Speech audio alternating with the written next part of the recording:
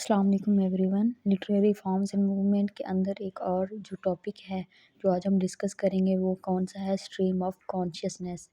ये जो है 20वीं सेंचुरी की एक मूवमेंट है और बहुत ही फेमस मूवमेंट है जो कि राइटर्स अपनी राइटिंग के अंदर यूज़ करते हैं। ठीक है, स्ट्रीम ऑफ कॉन्शियसनेस का बेसिकली मतलब क्या होता है कि मुसलसल जो हमारे दिमाग के अंदर ख़यालात आते जाते हैं, एक ख़याल अभी चल रहा होता है, दूसरा ख़याल उसके अंदर आ जाता है, फिर तीसरा ख़याल, ऐसे जो मुसलसल ख़यालात का जो बहाव होता है उसे हम क्या बोलते हैं, स्ट्रीम ऑफ कॉन्शियसनेस। ठीक है, अब हम इसकी पहले डेफिनेशन देखेंगे कि ये बेसिकली होता क्या है। A method of narration.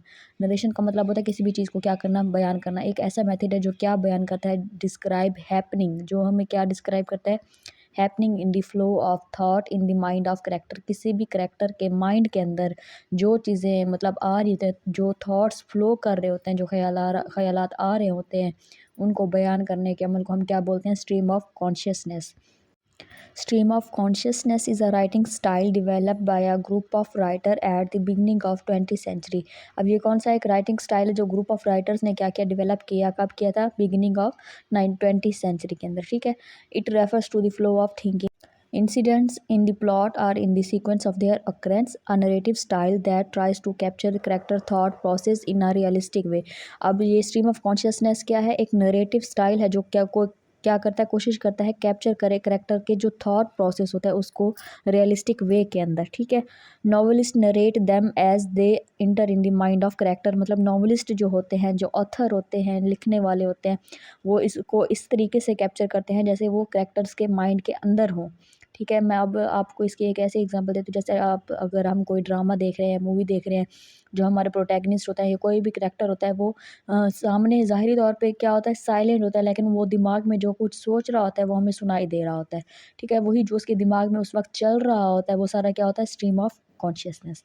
ये होगी इसकी एग्जाम्पल। ठीक है, अब हम इसका ओरिजिन देखेंगे। बेसिकली ये ओरिजिन इसका क्या है, the term stream of consciousness was first used by American philosopher and psychologist William James. अब ये टर्म सबसे पहले किसने डिस्कवर की और यूज़ की, कौन से फिलोसोफर और साइकोलॉजिस्ट, विलियम जेम्स ने, in his book the principles of psychology in 1890 to describe unbroken flow of thought and awareness of waking mind। ठीक है, क्या चीज़ बयान करना है कि ये डिस्क्राइब करने के लिए, अनब्रोकन फ्लो ऑफ थॉट को डिस्क्राइब करने के लिए। ठीक है, अब हम इसके एग्जांपल्स कुछ देखेंगे। यूलाइसिस पोएम है जो किसने लिखी थी, जेम्स जॉयस ने 1922 के अंदर, मोल 1951 by Samuel Beckett, as I lay dying 1930 by William fall कैनर।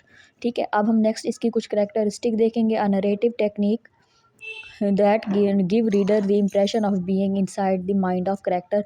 एक ऐसी टेक्निक जो हमें एक ऐसा इंप्रेशन देते हैं कि हम करेक्टर के माइंड के अंदर हैं और उसको सुन रहे हैं, जो चीज़ वो सोच रहा है। ठीक है, अब expressing in words the flow of character thought. अब हम इन जो करेक्टर के जो थॉट होते हैं, फीलिंग्स होती हैं इन देयर माइंड, उनके माइंड के अंदर, उनको हम क्या करते हैं, एक्सप्रेस करते हैं किस फॉर्म में, वर्ड्स की फॉर्म में। Internal view of mind of character, character का जो इंटरनल व्यू है माइंड का, ठीक है, उसको हम शो करते हैं।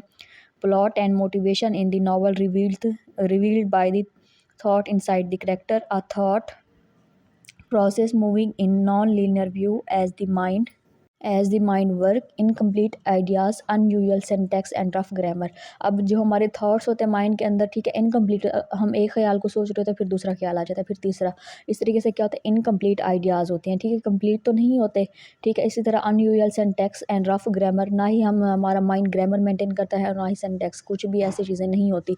मतलब स्ट्रीम ऑफ कॉन्शियसनेस के अंदर हम ग्रामर को मेंटेन नहीं करते। ठीक है, लेकिन इंटीरियर मोनोलॉग जो होता है उसके अंदर हम इन चीज़ों का ख्याल करते हैं। Reader able to track characters' thought in real time, enabling to understand not only what character does but why they do it। ये हमें क्या मतलब करता है, एबल करता है कि हम ट्रैक करें करेक्टर के थॉट को, हम क्या करें, एनेबल करें कि उन्होंने क्या चीज़ की और क्यों की, वाई दे डू इट, और उन्होंने क्यों की। ठीक है, हाफ कॉन्शियस थॉट। अब ये क्या होता है, कंप्लीट थॉट्स तो नहीं होते हमारे, हाफ थॉट्स होते हैं, इनकम्प्लीट आइडियाज़ होते हैं ना, इसलिए उन्होंने इसको क्या बोला, half conscious thought, memories, feelings and random associations. ठीक है, लास्ट में हम का डिफरेंस देखेंगे, स्ट्रीम ऑफ कॉन्शियसनेस का और इंटीरियर मोनोलॉग का। ठीक है, सबसे पहले हम देखेंगे स्ट्रीम ऑफ कॉन्शियसनेस क्या होता है, present the flow of character's mind combining unorganised और irrational thought, feeling, memories and reaction. अब ये क्या है, करेक्टर के माइंड के अंदर जो अनऑर्गेनाइज्ड या इरेशनल थॉट, फीलिंग्स या मेमोरीज होते हैं उसको हम क्या बोलते हैं, स्ट्रीम ऑफ कॉन्शियसनेस। नेक्स्ट यहाँ पे जो है इंटीरियर मोनोलॉग, ये क्या होता है, present the rational and orderly completion of thought and memories that character has reunited through the different events of his life। ठीक है, अब इसके अंदर क्या होता है, कंप्लीट क्या होता है, थॉट्स होते हैं या मेमोरीज होती हैं जो कि करेक्टर क्या करता है, रियूनाइटेड करता है डिफरेंट इवेंट्स का जो मेमोरीज होते हैं उसकी। इसकी एग्जांपल है उन्होंने यहाँ पे क्या दी हुई है, एनालाइजिंग समथिंग, किसी भी चीज़ को क्या करना है, एनालाइज करना, किसी भी चीज़ के बारे में सोचना। Stream of consciousness does not maintain syntax, vocabulary, punctuation and presented by third person narration। जैसे मैंने आपको पहले बताया कि स्ट्रीम ऑफ कॉन्शियसनेस के अंदर हम सिंटैक्स, वोकेबलरी या पंक्चुएशन किसी भी चीज़ को या ग्रामर को हम फॉलो नहीं करते, ना ही मेंटेन करते हैं। लेकिन अगर हम इंटीरियर मोनोलॉग का देखें, it does not violate formal syntax, vocabulary, pronunciation and presented by first person narration. इसके अंदर हम क्या करते हैं, formal syntax, vocabulary, grammar, punctuation, each and everything का क्या करते हैं, हम ख्याल करते हैं, उनको मेंटेन करते हैं, इनकी इनकी वायलेशन नहीं करते। और इसके अंदर जो नरेशन होती है वो कौन करता है, फर्स्ट पर्सन।